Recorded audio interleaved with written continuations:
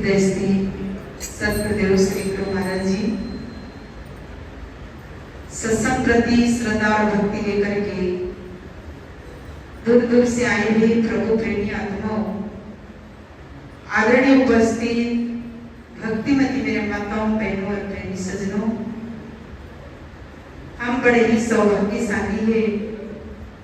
प्रभु की कृपा से, उनकी दया से इस घोर कलिकाल के अंदर भी सत्संग सुन करके अपने जीवन को महान और धन्य और ये सूक्ष्म आत्मा को मोक्ष प्राप्ति करने का अवसर प्राप्त हो रहा है। थोड़ी देर के लिए मन को एकाग्र करके सत्संग को सुनने की कोशिश करें। सर्वप्रथम एक भजन होगा, सभी मिलकर के भजन में शामिल। बोलिए श्री सतगुरुदेव महाराज की जय। श्वास देना प्रभु इतनी तो कम से कम, श्वास देना प्रभु इतनी तो कम से कम, तुमसे मिलने से पहले नाटक देना, तुमसे मिलने से पहले नाटक देना, श्वास देना प्रभु इतनी तो कम से कम, श्वास देना प्रभु इतनी तो कम से कम, तुमसे मिलने से पहले नाटक देना,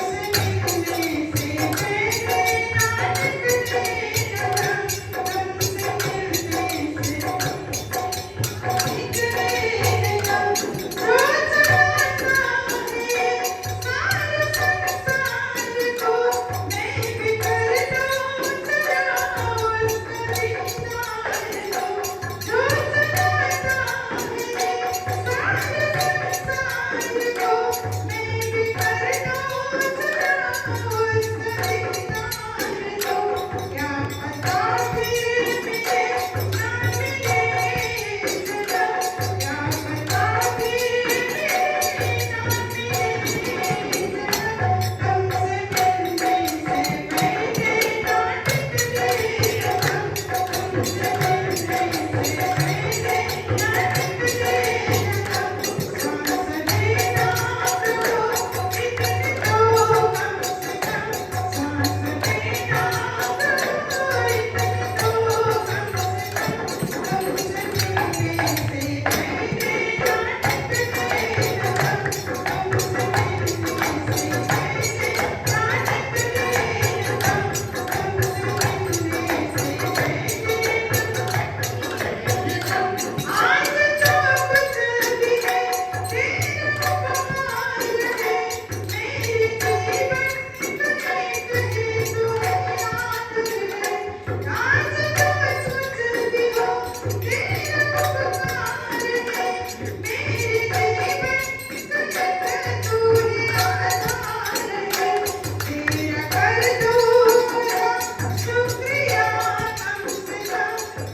पहले नाटक देना, तुमसे मिलने से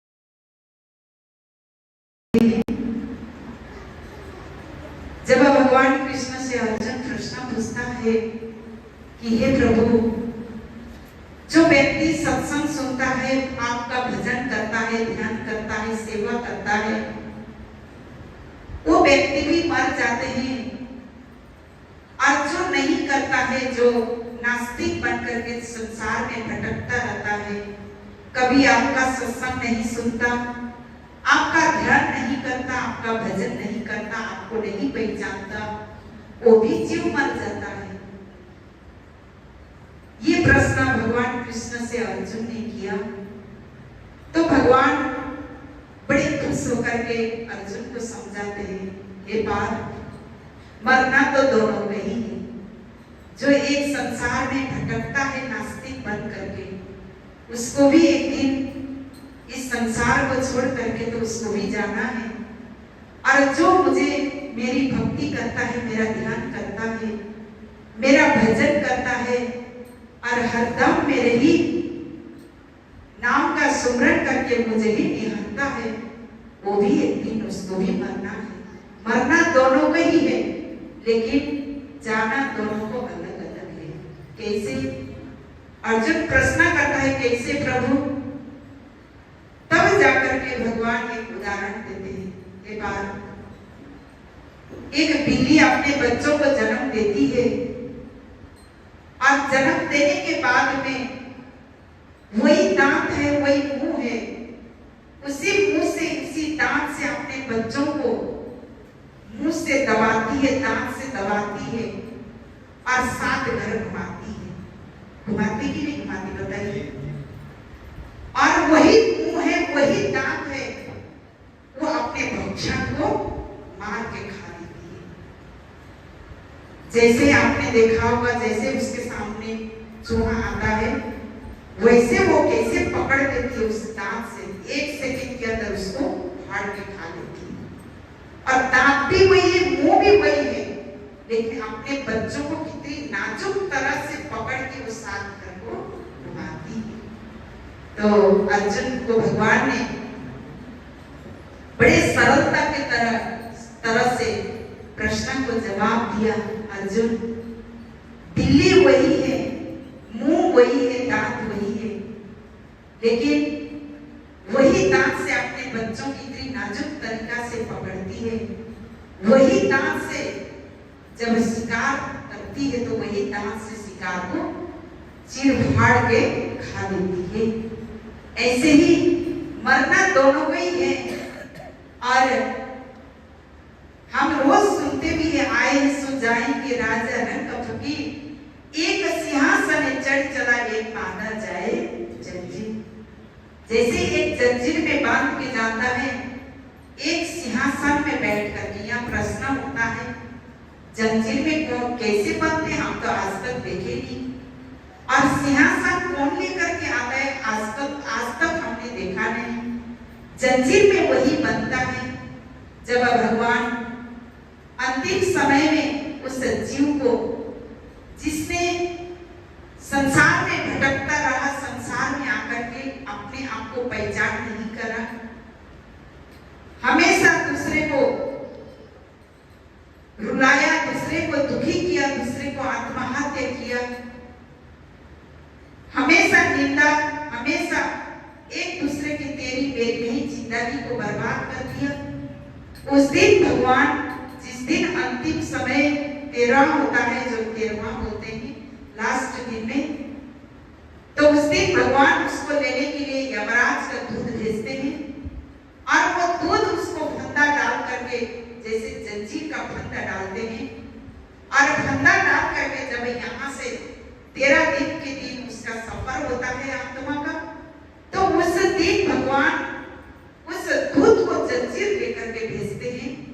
और यहाँ से जैसे हम बनारस जाते हैं, लखनऊ जाते हैं, तो कई बार बस जगह जगह रुकती है, कंडक्टर क्या करता है, पैसेंजर को उतारता है, चढ़ाता है।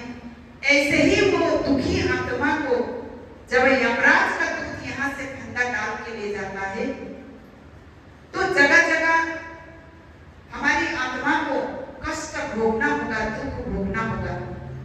जैसे गरुड़ पुराण में पहला पेज में ही ये बातें लिखी हुई है।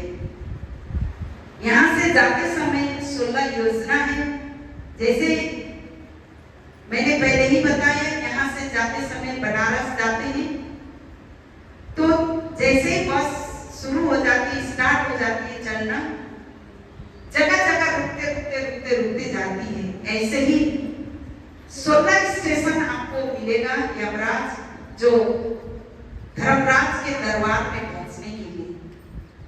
कभी आपको पागल कुत्ते से कटाएंगे, कभी आपको उबला हुआ तेल में तलेंगे, कभी आपका 1000 सूर्य की किरण जो रेता में पड़ा हुआ है, रेता में से भाप निकल रहा है, उस रेता में चलाएंगे। कभी आपको भूख लगती है, खाने को नहीं मिलता, इतनी धूप लगती है, एक छाया आपको, एक पेड़ की शीतलता आपको नहीं मिलेगा। अनेक प्रकार के ये आत्मा को कष्ट भोगना पड़ता है। तो इसीलिए कहते हैं कि आए सो जाएंगे राजा रंग का फकीर, एक सिंहासन चढ़ चला, एक बांधा जाए जंजीर। जंजीर का मतलब होता है यमदूत। उस दिन उस कारक शरीर बन जाता है 13 दिन तक। कारक शरीर को फंदा डाल देते हैं और फंदा डाल करके यहाँ से घिसटते ले जाते हैं। लास्ट में आता है बैतरनी नदी, और बैतरनी नदी में वो पापी आत्मा को, दुखी आत्मा को, वो जंजीर को पकड़ के उसमें डुबाएंगे। उसमें नदी का खून बहता है, उसमें 5 अनेक प्रकार की गंदगी बहती है, और उस दुखी आत्मा को उस नदी में डुबाएंगे, फिर निकालेंगे, फिर डुबाएंगे, फिर निकालेंगे। यदि ज्ञानी आत्मा है, 13 दिन के दिन जब आत्मा का सफर होता है, 13 दिन के दिन भगवान स्वयं क्या करते हैं, लेने के लिए उस आत्मा को आते हैं। भगवान खुश होकर के उसको हंसते हंसते खिलखिलाते हुए अपने गोद में बिठा करके ले जाते हैं। सिंहासन उसी को ही बोलते हैं। ऐसा नहीं कि बड़े सुंदर सोफा सजा के ले आएंगे। और जैसे ही बैतरनी नदी में भी उसको कष्ट भोगना नहीं होगा, वो पवित्र आत्मा को बैतरनी नदी के ऊपर से पार होगा और धर्मराज के पास में पेश कर देते। उसके द्वार पर बड़े बड़े अप्सरा लोग फूल माला लेकर के खड़े हो जाते हैं उस पवित्र पुण्य आत्मा को स्वागत करने के लिए। जैसे वो आत्मा उस द्वार पर पहुंचती है, सारे अप्सरा फूल माला से उस आत्मा को स्वागत करते हैं और फिर धर्मराज के सामने पेश कर देते हैं। धर्मराज सीधे उस आत्मा को प्रभु की भक्ति करने का, एक ज्ञानी के घर में फिर गुरु महाराज जी की भक्ति करने का मौका वापस दे देते हैं। और जो वो दुखी आत्मा है, उस दुखी आत्मा को अनेक प्रकार की इस 84 लाख में फिर भटकना पड़ेगा। फिर भगवान सिंह पूंछ लगा करके भेज देंगे। फिर हम ना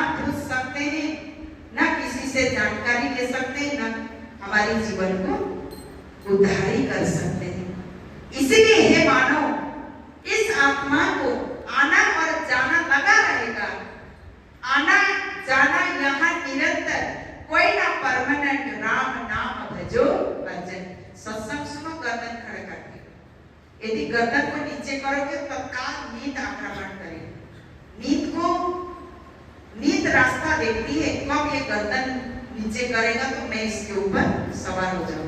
इसलिए गर्दन नीचे नहीं करना, गर्दन ऊपर खड़े करके आंख खोल के सत्संग सुनिए। आपने भी कभी विचार करा हो कि कभी सोचा कि जैसे गर्दन नीचे करते हैं तत्काल झपकी लग जाती है, लेकिन ये बताइए। तो इसीलिए तो आना जाना यहाँ निरंतर, कोई ना परमानेंट। राम नाम भजो भजन। तो भगवान कृष्ण ने अर्जुन को यही समझाया कि हे पार्थ, वही बिल्ली, वही बच्चा, वही मुंह, वही दांत एक बच्चा को इतनी नाजुक तरीका से पकड़ के ले जाती, एक अपनी शिकार को चीर फाड़ के खा लेती है उसी दांत से। इसीलिए ज्ञानी भी मरता है, अज्ञानी भी मरता है, लेकिन ज्ञानी क्या करता है? ज्ञानी जब मर जाता है उसकी आत्मा को भगवान स्वयं ले जाते हैं, और उसी दिन ज्ञानी आत्मा को, ज्ञानी जीव को भगवान सद्गुरु ज्ञान दे करके, भक्ति से, ज्ञान से, वैराग से उस ज्ञानी जीव का नरक का दरवाजा बंद कर देते हैं और स्वर्ग के दरवाजा गुरु महाराज जी ज्ञान के द्वारा खोल देते हैं। ज्ञान प्राप्ति होने के जिस दिन उसके जीवन में ज्ञान की रोशनी प्रकाशित हो गई, जिस दिन उसके जीवन में ज्ञान की प्रकाश प्रकाशित हो जाता है, उसी दिन गुरु महाराज जी उस भक्त को ज्ञान मतलब नरक का दरवाजा बंद कर देते हैं और स्वर्ग के दरवाजा, मोक्ष का दरवाजा गुरु महाराज जी खोल देते हैं। इसीलिए सजनों, गुरु धोबी, शिष्य कपड़ा साबुन, सिर जनहार, सूरत सिर पर धोए, इसके ज्योति बाहर। लेकिन सजनों, गुरु महाराज जी धोबी का काम करते हैं। एक धोबी का काम है कपड़े को चमकाना, कपड़े को साफ करना, दाग को हटाना, छुड़ाना, धोबी का काम है। ऐसे ही गुरु महाराज जी हम शिष्यों को, हम गुरु महाराज जी धोबी है, हम शिष्य कपड़ा है। हम ज्ञान देने से ज्ञानी नहीं होता, फिर भी जीवन के अंदर अनेक प्रकार की तेरी मेरी का भावना जारी रहता है। हमेशा तेरी मेरी का भावना, हमेशा प्रश्न उठता ही रहता है। इस तेरी मेरी का भावना ये क्या है? दाग है। हमेशा शंका, हमेशा अंदर विकल्प, शंका, विकल्प, दुविधाएं, कलमश हमारे अंदर भरा रहता है। तब गुरु महाराज क्या करते हैं? वो राम नाम रूपी साबुन को देकर के शिष्य के अंदर लगे हुए दाग को सत्संग के द्वारा, पानी के द्वारा छुड़ा देते हैं।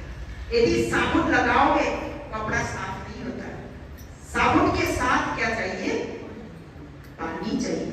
यदि साबुन लगा करके कपड़े छोड़ दोगे, कपड़े में दाग दिखाई देगा, चमकेगा नहीं।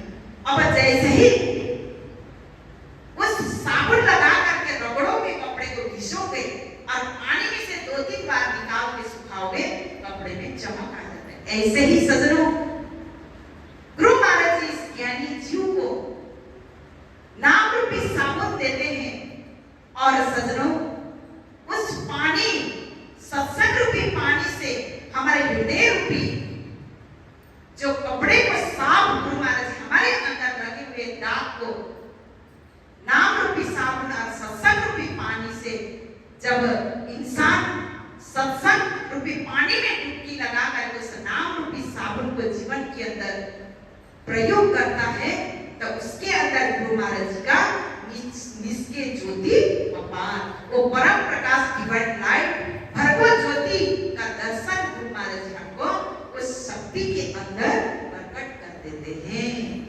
लेकिन जीव जब बार बार भजन करता है, यदि ज्ञान तो पा लिया, भजन नहीं करता, सुमरन नहीं करता, ध्यान नहीं करता, तो उसके जीवन में वो भक्ति का फसल, भक्ति का रंग चमकता नहीं है। भक्ति का रंग कभी चमकेगा जब जीव बार बार भजन करता है, सुमरन करता है। वो भजन सुमरन ही हमारे रक्षा सूत्र है, वही हमारे जीवन का रक्षा करने वाला एक रक्षा सूत्र गुरु महाराज ने आज हमको दिया हुआ है। इसलिए आइए एक भजन रखूंगी, सभी मिलके भजन में शरण। सजा तेरा नाम, तेरा नाम, तेरा नाम तो है बनावे बिगड़े काम। सजा तेरा नाम, तेरा नाम, तेरा नाम तो है बनावे बिगड़े काम। सजा तेरा नाम, तेरा नाम, तेरा नाम तो है बनावे बिगड़े काम। तेरा करम है एक सहोदर, जिसका नहीं आए। तेरा करम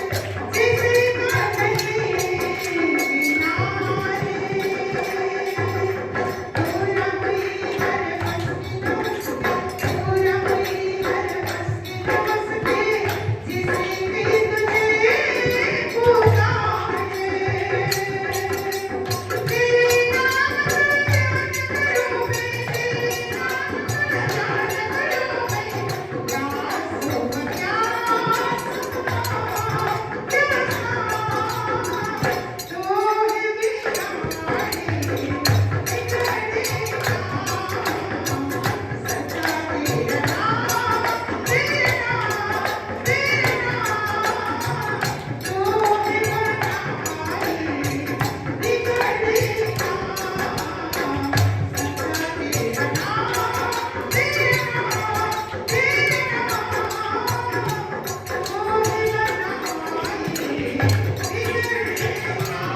एक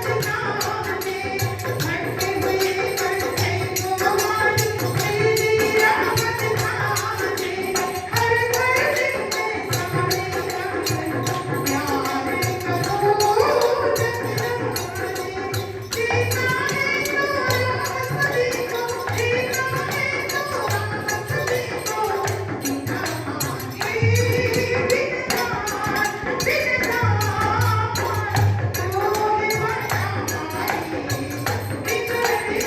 जिसका नहीं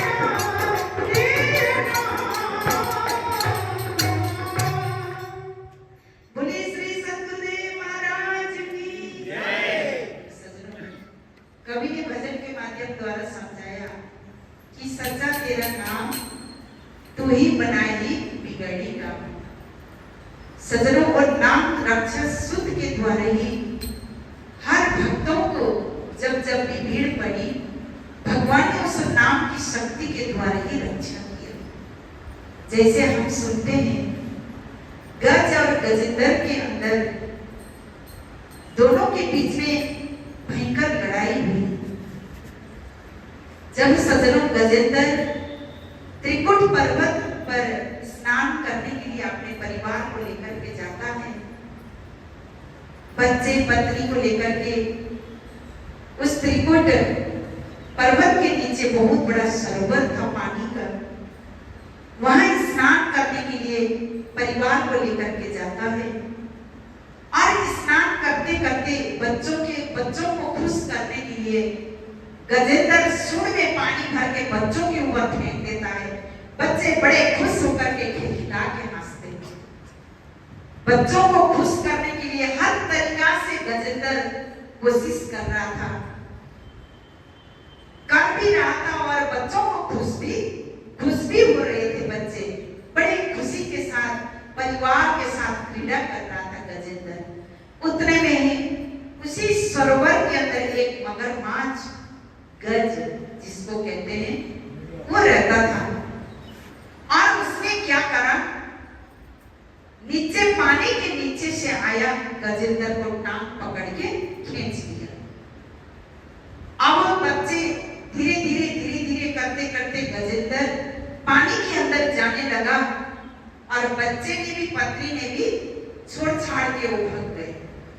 उस समय ग्वार मांगने लगा, गजेंद्र हे बच्चों तुम मुझे बचाओ, तुम कहां जा रहे हो? बच्चे कहते नहीं पिताजी हम नहीं बचा सकते, तुम मरोगे तो हम भी मरेंगे, अभी तो हमारा उम्र है, अभी हमारी उम्र है, आपका तो उम्र हो चुका है, मर भी जाओगे तो कोई टेंशन नहीं, आपके पीछे भी आप काम चला। पत्नी कहती है नहीं, आप मरे तो मरे, मेरे बच्चे मुझे मार देंगे, मैं तो आपकी मदद नहीं कर सकती। बताइए, समय आने पर अपने परिवार की सब साथ छोड़ देते हैं, जिसके खातिर पूरी जिंदगी हम उनको कुर्बानी दे देते हैं। वही बच्चे वही पत्नी लास्ट में हाथ पीछा कर देती है। कितने भी सुंदर पत्नी और कितने भी प्यारे बच्चे हो, समय आने पर सब साथ छोड़ देते हैं। अब गजेंद्र परिवार तो सब भाग गए।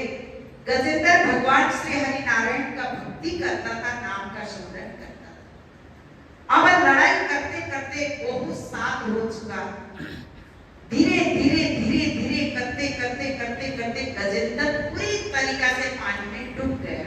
अब हाथी कितना बड़ा होता है बताइए, विशाल है, पूरी तरीका से पानी में डूब गया। अब गजेंद्र की शक्ति कम हो गई क्योंकि वो पानी का जानवर नहीं है।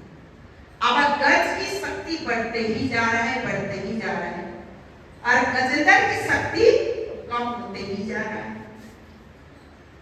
अब धीरे धीरे ओनली सूंड बच गया उसका, थोड़ी सी गर्दन और सूंड बचा हुआ है, सूंड को उससे ऊपर करके रखा है।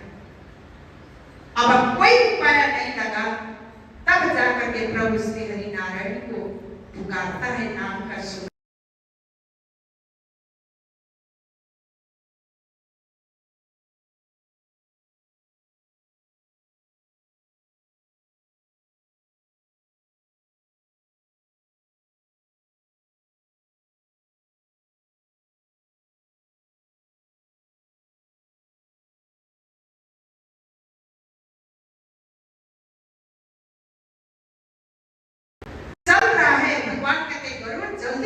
जल्दी चलो, समय नहीं है, मेरे भक्त को बहुत दुख कष्ट में जीवन को व्यतीत कर रहा है।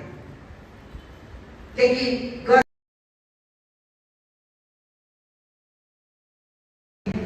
गरुड़ की जो चाल भी उनको धीमी लगने लगी। जैसे गजेंद्र के सामने भगवान पहुंचते हैं, उस सूंड से एक कमल का फूल सरोवर से तोड़ के भगवान को चढ़ाया। भगवान ने स्वीकार कर लिया और तत्काल देखा ये तो बहुत हालत गंभीर है। भगवान ने क्या करा, अपने सुदर्शन चक्र पानी में उस गज के ऊपर फेंक दिया। गज का सिर धड़ हो गया। जैसे सिर धड़ हुआ, गजेंद्र को पानी में से निकाल करके अपने धाम लेकर के भगवान चले गए। जैसे भगवान अपने धाम पहुंचे, देखा तो गजेंद्र और भगवान पहुंचने से पहले गज पहुंच करके बैठा हुआ है। बताइए, गजेंद्र को बड़ा गुस्सा आता है, प्रभु इसके मारे से तो इतनी बड़ी कहानी बनी थी, आपने तो इसको पहले ही ला करके अपने धाम में बैठा दिया। भगवान कहते हैं गजेंद्र, जिस जिसने मेरे भक्तों को पैरे पकड़ा तो वो थोड़ी नहीं और कहीं जाएगा, तो मेरे धाम में ही आएगा। क्या बोलते हैं भगवान? जिसने भी मेरे भक्त को पैर पकड़ लिया वो जाएगा ना, वो तो मेरे ही धाम में आएगा। बताइए, जो भी गुरु महाराज जी के सानिध्य को प्राप्ति कर लेता है, जो भी गुरु महाराज जी के भक्तों का संग करता है, वो भक्तों को गुरु महाराज जी अपने शरण में ला करके उसको भी अपने धाम में ही पहुंचा देते हैं, उसका भी नरक का दरवाजा बंद कर देते हैं। सजनों, तो गजेंद्र बड़ा गुस्सा हो जाता है। इसके कारण से तो मेरी सारी 10,000 वर्ष तक मेरी ये कहानी चली थी, और आपने तो इसको ही पहले ला करके अपने धाम में बैठा दिया। तो भगवान कहते हैं कि गजेंद्र, इसमें क्रोध होने की कोई बात नहीं है, क्योंकि जब आप मेरे भक्त हैं और आपका पैर इसने पकड़ लिया तो जाएगा ना, ये तो मेरे धाम में ही आएगा। इसीलिए फिर वहां पर राजा परीक्षित महाराज सुखदेव को पूछते हैं, महाराज ये गजेंद्र और गज कौन थे पहले जन्म में? तब सुखदेव मुनि जी राजा परीक्षित को समझाते हैं कि ये गजेंद्र और गज, ये जो त्रिकुट पर्वत पर एक गंधर्व नाम का एक वहां पर रहता था गंधर्व, वो अपने परिवार को लेकर के ये भी ऐसे ही क्रीड़ा करने के लिए त्रिकुट पर्वत के नीचे सरोवर में क्रीड़ा करता था।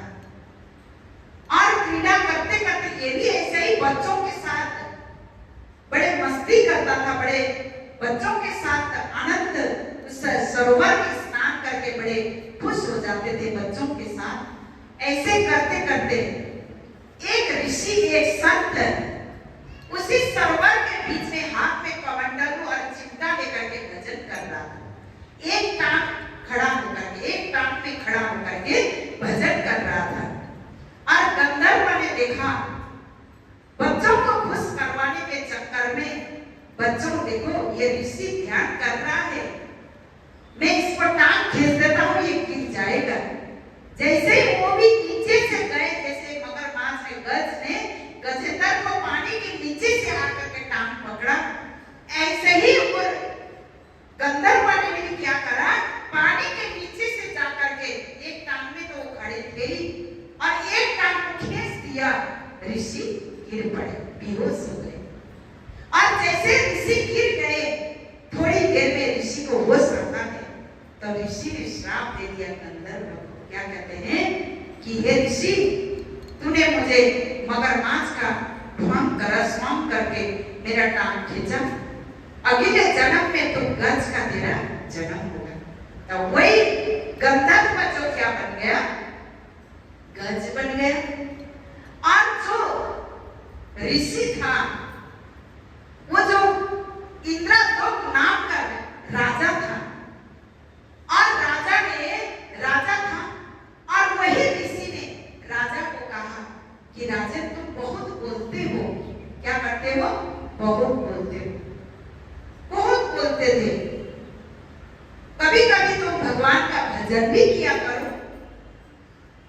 तो जैसे गुरु महाराज जी ने उनको आज्ञा दिया, दिन भर तो अपने राजपाट संभालने में फुर्सत नहीं होता था, तो उन्होंने सोचा शाम के समय में भजन करूं और भगवान का नाम का ध्यान करूं। तो शाम के समय में 4-5 बजे वो अपने महल के ऐसे ही पार्क में बैठ करके भजन कर रहे थे। वो ऋषि सामने से जा रहे थे, संत। अब राजा ध्यान कर रहे थे, तो ऋषि ने प्रणाम किया, राजन प्रणाम है आपको। अब राजा ने क्या कर दिया, सिर हिला दिया। जैसे सिर हिलाया, वैसे ही उस संत ने उस इंद्रदोक नाम का जो राजा भजन कर रहा था, उसको श्राप दे दिया, मैं संत हूं और ये राजा है। इतनी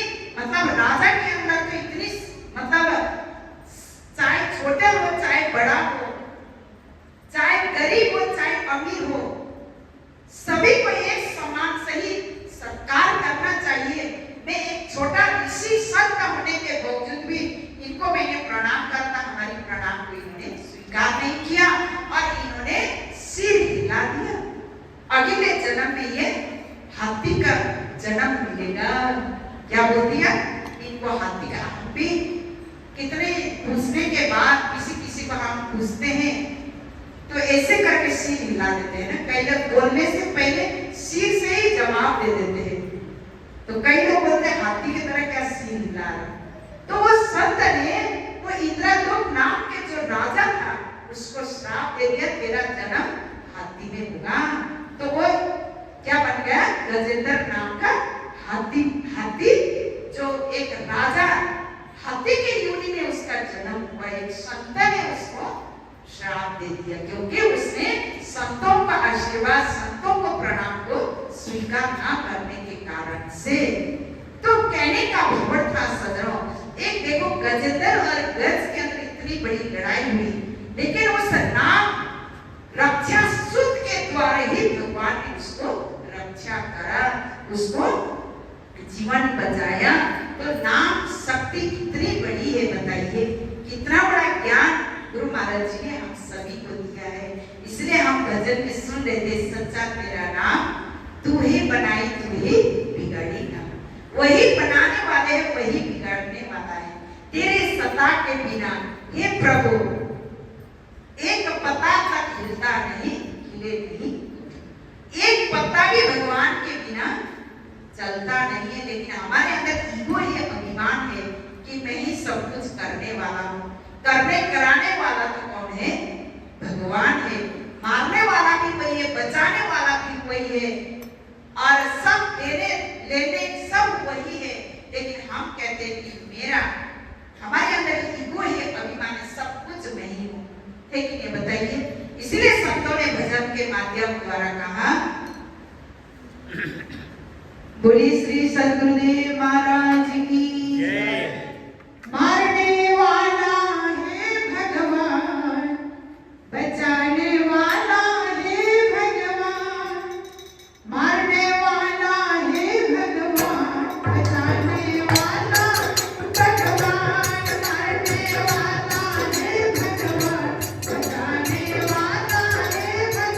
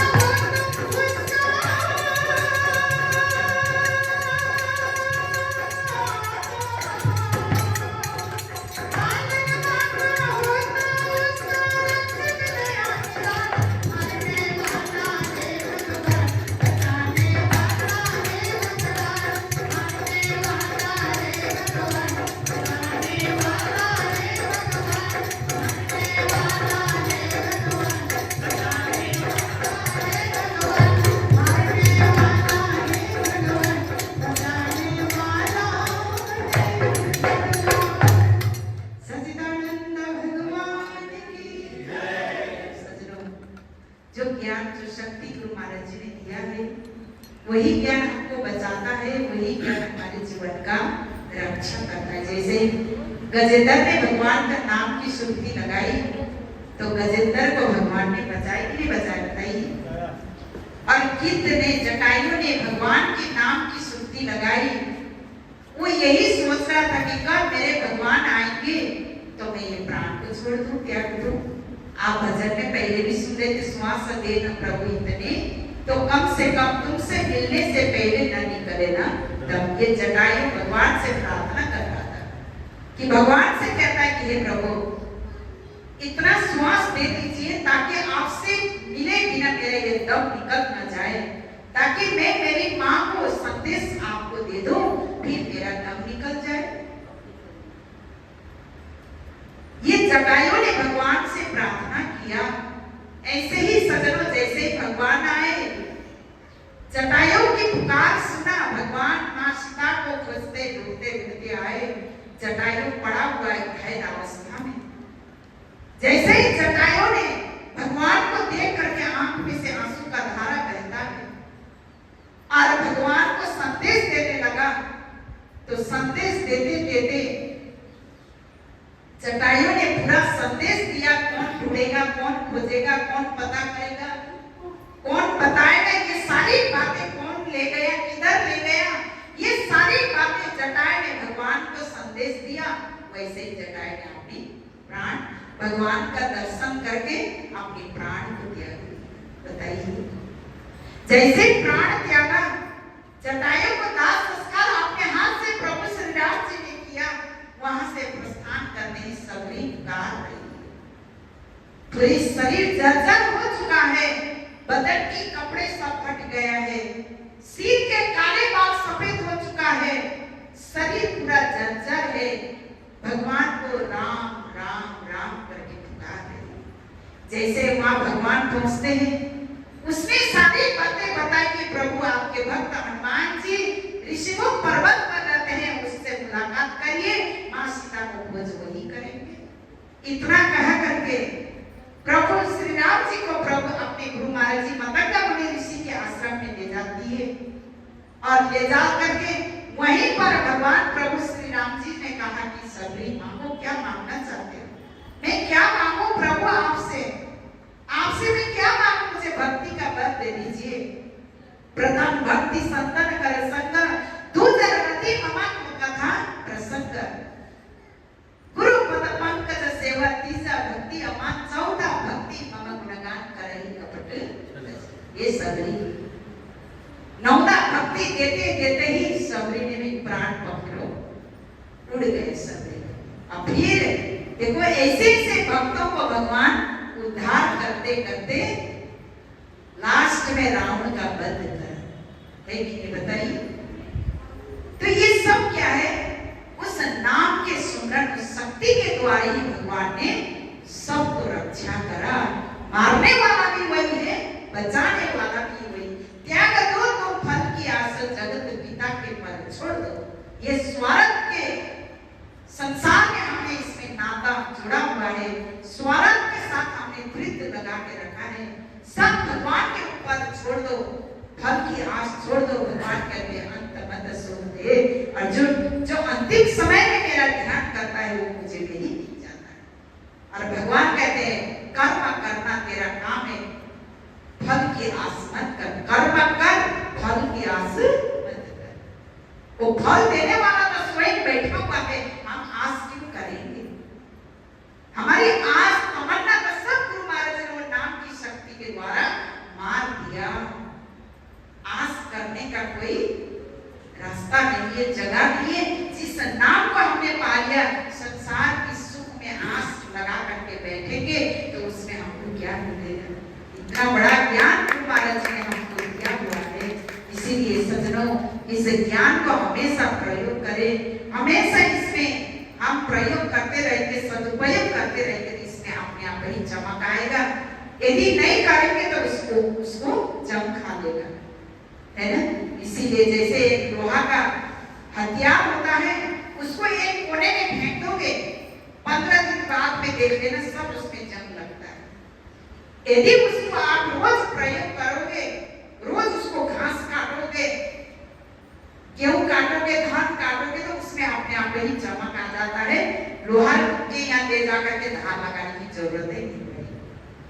यदि फेंक दोगे फिर उसको अग्नि में तपाना पड़ेगा, पूरा जंग उसको खत्म कर देता है। इसीलिए लोहा का जंग कौन खत्म करता है? अग्नि खत्म करती है। इंसान के लगा हुआ जंग शत्रु महाराज जी उस राम नाम रूपी शक्ति के द्वारा खत्म कर देते हैं। इसलिए आइए, समय हो चुका है। जो भी आप लोगों ने सुना है सुन करके मनन करें, विचार करें। सुन तो सभी ले रहे हैं,